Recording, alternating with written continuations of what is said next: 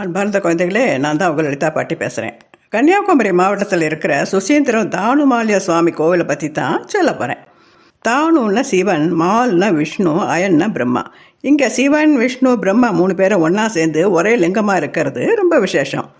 இந்த கோவில் பெரிய தெப்பக்குளம் தாண்டி கிழக்கு திசை பார்த்த மாதிரி இருக்கிற ராஜகோபுரத்தில் ஒரு அங்குலம் கூட இடைவெளி விடாமல் லட்சக்கணக்கான சிற்பங்களை செதுக்கி அது மூலமாக பல புராண வரலாறுகளை நமக்கு எடுத்து சொல்கிற விதமாக அமைஞ்சிருக்கிறது பிரமிப்பாகவும் கண்கொள்ளா காட்சியாகவும் இருக்குது.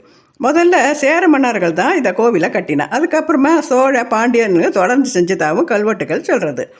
இந்த கோவிலுக்கு ஞானாரண்யம்ங்கிற பேரும் உண்டு. கோவில் கட்டுமானங்கள் எல்லாம் தமிழ்நாட்டு முறைப்படி இருந்தாலும் வழிபாடுகள் எல்லாம் கேரள முறைப்படி தான் நடக்கிறது. இங்கே ஆண்கள் எல்லாரும் மேல் சட்டை இல்லாமல் தான் தரிசனத்துக்கு அனுமதி கொடுக்குறா. இப்போது இந்த இடத்துக்கு ஏன் சுசீந்திரன் பேர் வந்ததுன்னு பார்க்கலாம். சுசீன தூய்மைன்னு அர்த்தம். இந்திரம்ங்கிறது இந்திரனை குறிக்கிறது. இந்திரன் தூய்மைப்படுத்தப்பட்ட இடம். பிரம்மா இந்த லோகத்துக்கு அகலிகைன்னு ஒரு அழகான பொண்ணை படைக்கிறார். அந்த பொண்ணை இந்திரதேவன் கல்யாணம் பண்ணிக்க விரும்புகிறான். இதை தெரிஞ்சின்ற பிரம்மா கௌதம மகர்ஷிக்கிட்ட அகலிகையை ஒப்படைச்சி நல்ல முறையில் வளர்த்துட்டு வாங்கோன்னு சொல்லி அவரோட பொறுப்பில் விட்டுட்டு போகிறார். ஒரு அழகான பொண்ணை நேர்மையோட பாதுகாத்து வளர்த்து வந்த பொண்ணை அவருக்கே கல்யாணம் பண்ணி கொடுத்துட்றார். அவளும் நல்ல முறையில் வாழ்ந்துட்டு வரா. அகலிகைக்கு கல்யாணம் ஆயிடுத்துன்னு தெரிஞ்சும் இந்திரனுக்கு அவன் மேலே இருந்த மோகம் குறையில.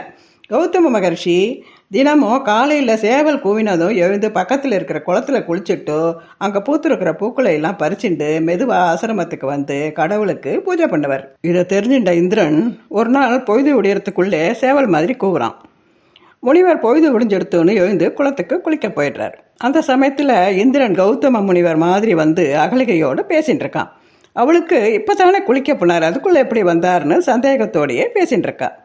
அங்கே குளிக்கிற போனவருக்கு இன்னும் பொழுது விடியாமல் இவ்வளோ இருட்டாக இருக்கே, விடிஞ்சதும் குளிச்சுக்கலாம்னு ஆசிரமத்துக்கு வந்த பார்த்தவருக்கு அதிர்ச்சி ஆயிடுறது. நம்மள மாதிரியே ஒருத்தனோட அகலிகை பேசின்னு இருக்கான்னு முனிவருக்கு கோபம் வந்து அகலிகை கல்லா போக சாபம் கொடுத்துட்டு தன்னை போல வந்தவனுக்கு உடம்பெல்லாம் அழகு இல்லாமல் நாத்தம் எடுத்து எல்லோரும் அருவருக்கிற மாதிரி இருக்க போகிறேன்னு அவனுக்கும் சாபம் கொடுத்துட்றார். அதனால் வெளியில் எங்கேயும் போக முடியாமல் ஒரு இடத்துலையே அடைஞ்சு கிடந்து அவனால் சபைக்கு வந்து மற்ற வேலைகளை கவனிக்க முடியாததால் ரிஷிக்கிட்ட வந்து மன்னிப்பு கேட்டு கெஞ்சின உடனே அவனோட உருவத்தை மாற்றி உடம்பு பூரா கண்களாக பொருத்தி இதுக்கு மேலே உனக்கு விமோச்சனம் வேணும்னா இந்த இடத்துல உட்காந்து தவம் பண்ணினா கிடைக்கும்னு சொல்லிட்டு போனதால் அந்த இடத்துலையே உட்காந்து பல வருஷம் தவம் பண்ணி சாப விமோச்சனம் ஆகி பழைய நிலைமைக்கு வரான். இந்திரன் சாபம் நீங்கி தூய்மைப்படுத்தப்பட்ட தலம் சுசீந்திரம். இப்போது சிவன், விஷ்ணு, பிரம்மா 3 பேரும் இந்த இடத்துக்கு எப்படி வந்தாங்கிறத பார்க்கலாம்.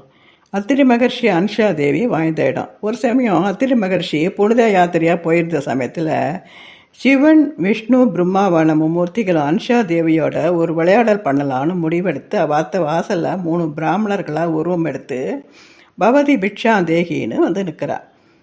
அவளை பார்த்ததும் அன்ஷா உள்ளே கூப்பிட்டு சாப்பாடு பரிமாறுற சமயத்தில் எங்களுக்கு ஒரு நிபந்தனை இருக்குது, அதுக்கு ஒத்துண்டா சாப்பிட்றோம், இல்லைன்னா வேற இடம் பார்த்துக்கிறோன்னு தயங்கி சொல்கிறா. அவளும் அப்படியே செய்கிறேன்னு சொன்னதும் நீ ஆடை இல்லாமல் எங்களுக்கு உணவு பரிமாறணும்னு சொன்னதை ஒத்துண்டு அவளை உட்காத்தி வச்சுட்டு அவரோட கணவர் அத்திரி மகரிஷர் கால அலுமின தண்ணியை கொண்டு வந்து 3 பிராமணர்கள் மேலேயும் தெளித்த உடனே அவன் 3 பேரும் குழந்தைகளாக மாறிடுறான். குழந்தைகளுக்கு அம்மா ஸ்தானத்தில் இருந்து அவர்கள் சொன்னபடி அவர்களுக்கு வேண்டிய உணவுகளை வயிறார கொடுத்து தொட்டில் போட்டு தூங்க வச்சுட்டு இருக்கிற சமயத்தில் மும்மூர்த்திகளோட தேவியர்கள் இவ செஞ்ச தப்புக்கு வருத்தம் தெரிவித்து மும்மூர்த்திகளாக வர வழி செய்யணும்னு கேட்டுட்டதும் அந்த 3 கைதிகள் சிவன், விஷ்ணு, பிரம்மாவா கொன்றை மரத்தடியில் காட்சி கொடுத்து அன்ஷா தேவிக்கு அருள் புரிகிறார். இந்த 3 மூர்த்திகளையும் ஒரே லிங்க மூர்த்தியாக்கி அந்த இடத்துலையே கோவில் கட்டி பிரதிஷ்டை பண்ணி இப்போ வழிபட்டுட்டு வரோம். இந்த கோவிலில் ஒரு அபூர்வமான நந்தி இருக்குது. எல்லா கோவில்லையும் கல்லால் தான் நந்தி இருக்கும். ஆனால் இந்த கோவிலில் கடல் சங்குகளை மாவாய் அழித்து அந்த மாவாலேயே நந்தியை உருவாக்கியிருக்கா. அம்மா பார்வதி தேவியை தன்னோட மடியில் உட்காத்தி வச்சுட்டு இருக்கிற விநாயகரை கண்குளிர பார்த்து வேண்டிக்கலாம். இந்த சன்னதி முன்மண்டப மேல் கூரையில் ஒத்த கல்லால் அவரவர்கள் வாகனங்களோடு செதுக்கப்பட்ட நவ கிரகங்களையும் தரிசிக்கலாம். இந்த கோவிலில் விக்னேஸ்வரர் பெண் உருவத்தில் விக்னேஸ்வரியாக காட்சி தரார். வாத்திய தூண்கள் இருக்குது.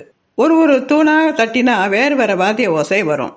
அந்த தூண்கள் தட்டும்போதே நமக்குள்ள புத்துணர்ச்சி வரும். சிற்ப வேலைகளோட நிறைய தூண்கள் இருக்குது.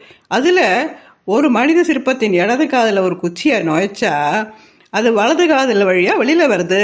என்ன அற்புதமான சிற்ப வேலைப்பாடு! இந்த கோவிலில் 18 அடி ஆஞ்சநேயர் பிரசித்தி படைத்தவர். இங்கே ஹனுமத் ஜெயந்தி ரொம்ப சிறப்பாக நடக்கும். அனுமனுக்கு துளசி மாலை, வடமாலை, செந்தூர் அலங்காரம் அனுமனுக்கு ரொம்ப பிடிச்சது.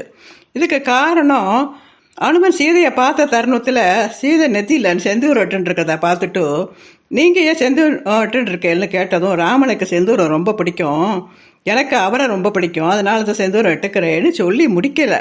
அனுமன் பக்கத்தில் இருக்கிற செந்தூரத்தை எடுத்து, எனக்கும் ராமனை ரொம்ப பிடிக்கும்னு உடம்பு பூரா தடவின்றார்.